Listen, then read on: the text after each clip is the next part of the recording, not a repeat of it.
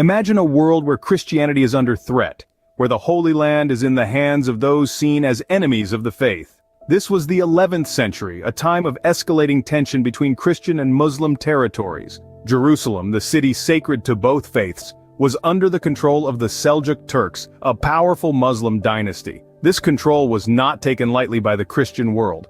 Far away in the imperial city of Constantinople, Byzantine Emperor Alexios was feeling the pressure. His empire was shrinking, his borders were under constant threat from the Seljuk Turks. In desperation, he made an appeal for help to Pope Urban II in Rome. The Pope saw this as an opportunity, a chance to unify Christendom under the banner of a holy war. The stage was set, the players were ready, and the world was about to witness the First Crusade. The call to arms echoed across Europe, and in 1096, the First Crusade began. With Pope Urban II's plea for aid, a wave of knights, nobles, and peasants alike set out on a daunting journey to recover the Holy Land from Seljuk Turks.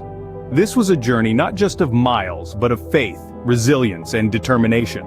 From the snowy Alps to the scorching deserts, the Crusaders faced a wide array of challenges. The journey was fraught with perils, dangerous terrains, hostile locals, and the constant threat of starvation and disease.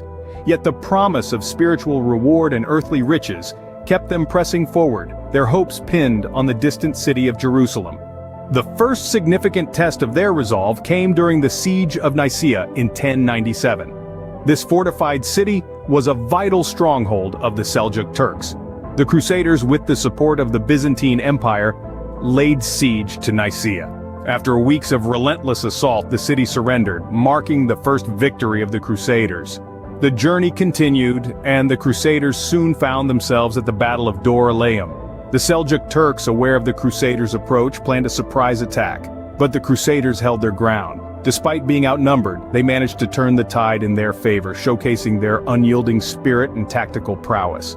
This victory was a significant morale boost, further fueling their resolve to reach Jerusalem.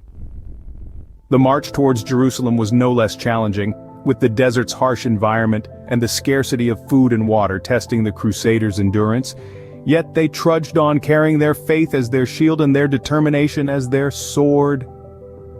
After a grueling journey and multiple battles, the Crusaders finally stood before the walls of Jerusalem.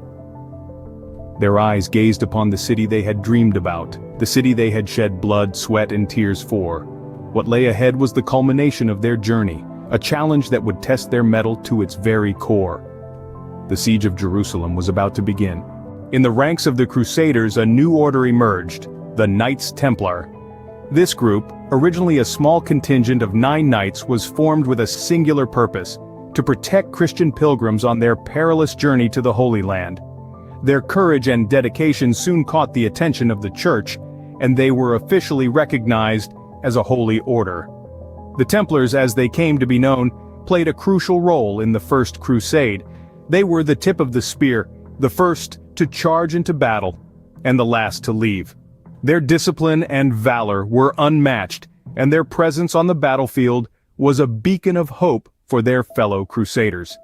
One of the most significant events of the First Crusade was the Siege of Jerusalem.